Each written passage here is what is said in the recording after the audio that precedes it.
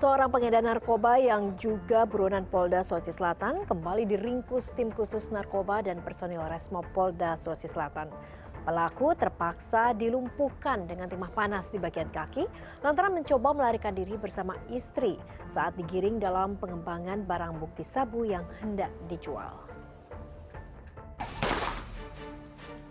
Letusan senjata mewarnai aksi pengejaran tim khusus narkoba dan personil Resmo Polda Sulawesi Selatan terhadap seorang pengedar narkoba. Pelaku bernama Wandi bin Samad alias Daeng Sere terpaksa ditembak di bagian kaki lantaran berusaha kabur saat digiring untuk pengembangan kasus kepemilikan sabu di daerah Galangan Kapal, Kota Makassar, Sulawesi Selatan. Pelaku yang tersungkur ke tanah kemudian dibawa ke Rumah Sakit Bayangkara Makassar untuk mendapatkan penanganan medis. Di hadapan polisi, pelaku mengaku setelah kabur dari sel tahanan Polda Sulawesi Selatan sekitar 2 bulan lalu, ia melarikan diri ke Kabupaten Goa. Untuk memenuhi kebutuhan hidup sehari-hari, Wandi menjual sabu bersama istrinya.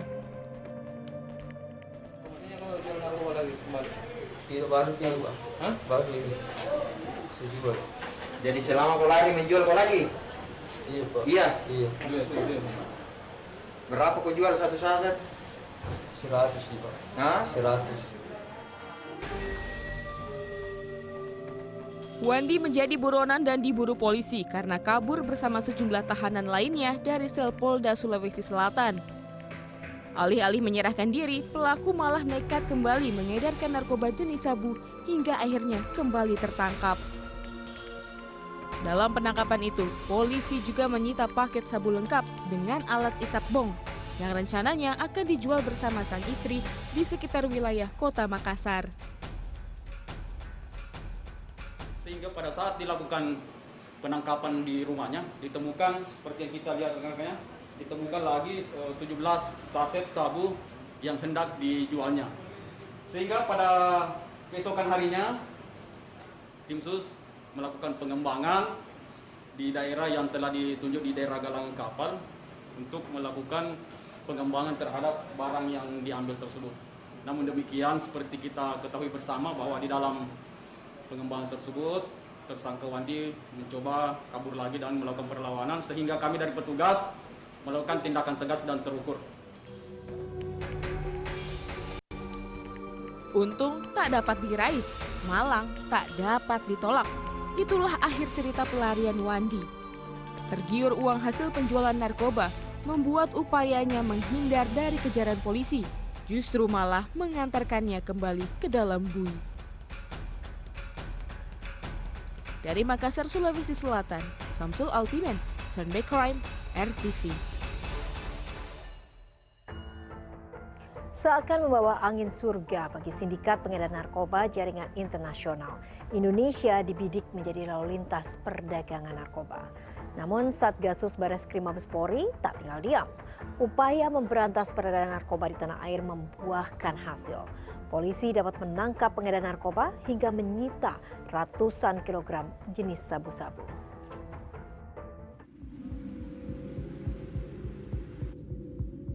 Perang terhadap narkoba terus digaungkan oleh Kepolisian Republik Indonesia. Upaya pemberantasan narkoba yang tak kenal lelah akhirnya membuahkan hasil.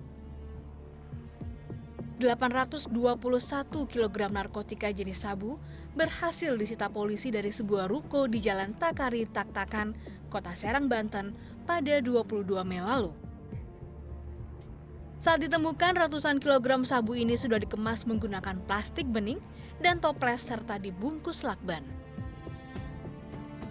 Di lokasi tersebut, polisi juga menangkap 2 warga negara asing asal Pakistan dan Yaman. Berdasarkan hasil pemeriksaan, narkotika jenis sabu tersebut berasal dari Iran dan masuk wilayah Indonesia melalui Pelabuhan Tikus dekat Tanjung Lesung, Pandeglang, Banten.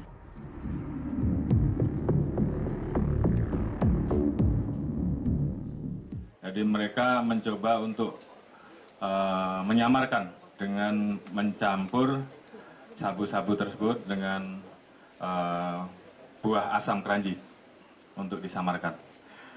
Adapun pelaku yang saat ini sudah kita amankan, inisial saudara BA, dari Pakistan dan saudara AS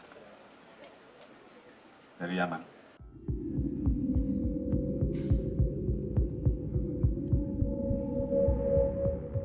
Perburuan Satgas Khusus Mabes Polri pun terus berlanjut.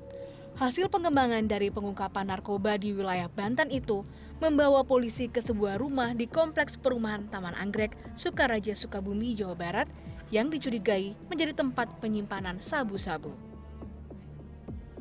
Benar saja, dalam penggerebekan itu polisi menangkap 6 pengedar narkoba jaringan internasional dan mengamankan sabu seberat 402 kg senilai 402 miliar rupiah. Pengungkapan itu bermula dari adanya laporan warga perumahan yang curiga terhadap pasangan suami istri yang baru pindah ke rumah tersebut. Penyebabnya lantaran tidak adanya perabotan rumah tangga yang dibawa suami istri tersebut. Untuk menghilangkan kecurigaan, istri tersangka mengakui suaminya bekerja sebagai pengacara.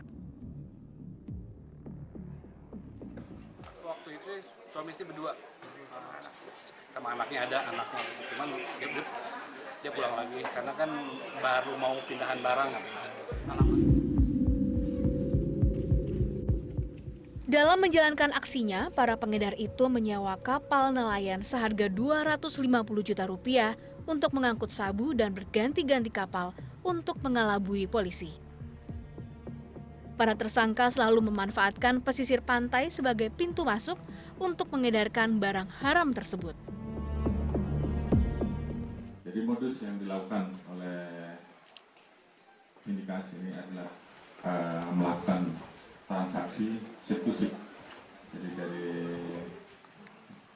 kapal yang ada di pelabuhan internasional, kemudian dipindahkan menggunakan kapal nelayan dan masuk melalui jalur pantai.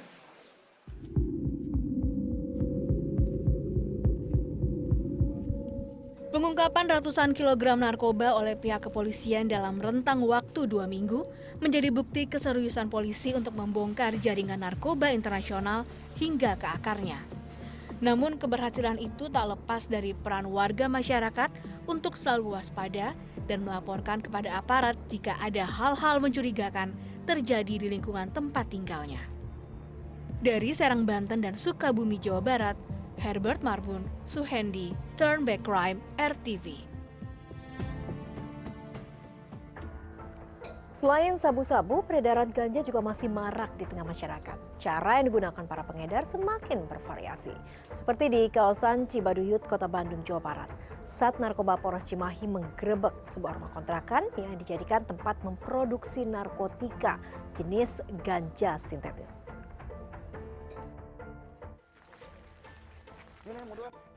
Diawali dengan apel malam, Satres Narkoba Polres Cimahi mengatur rencana untuk menangkap pengedar ganja sintetis di sebuah rumah kontrakan di kawasan Cibaduyut, Kota Bandung, Jawa Barat. Hasilnya, seorang pelaku pengedar narkotika jenis ganja sintetis berinisial PS berhasil ditangkap Sat Narkoba Polres Cimahi di kawasan Pasir Kaliki, Kota Cimahi. Dari hasil penangkapan terhadap pelaku PS itulah, polisi mendapati pelaku lainnya berinisial DS yang sedang meracik ganja sintetis di rumah kontrakannya di kawasan Cibaduyut, Kota Bandung. Dalam penggerebekan itu, petugas mendapati bahan yang digunakan oleh pelaku DS untuk membuat ganja sintetis. Dari tangan pelaku, polisi menyita 3 kg ganja sintetis siap edar. Dari hasil penelusuran, para pelaku yang usianya masih remaja itu diketahui sudah 6 bulan memasarkan ganja sintetis melalui media sosial dan mampu meraup untung hingga ratusan juta rupiah. Jadi mereka mendapatkan bibit dari Jakarta, setelah itu dicampur dengan zat yang lain sehingga menjadi satu jenis ganja sintetis dan dilakukan penjualan dengan cara online. Dari hasil pengembangan ini kita berhasil menyita 3 kg ganja sintetis dan juga barang bukti lainnya untuk keuntungan selama ini dalam 1 bulan sekitar 175 juta. Sungguh ironis nasib para pelaku pengedar narkotika ini. Masa muda yang seharusnya dihabiskan untuk menimba ilmu justru malah mereka gunakan untuk melakukan kejahatan. Godaan untuk mendapatkan uang dengan cara yang instan akhirnya mengantarkan keduanya pada jurang yang hancur. Dari kota Cimahi, Jawa Barat, Bayu Rohman, Turn Back Crime RTV.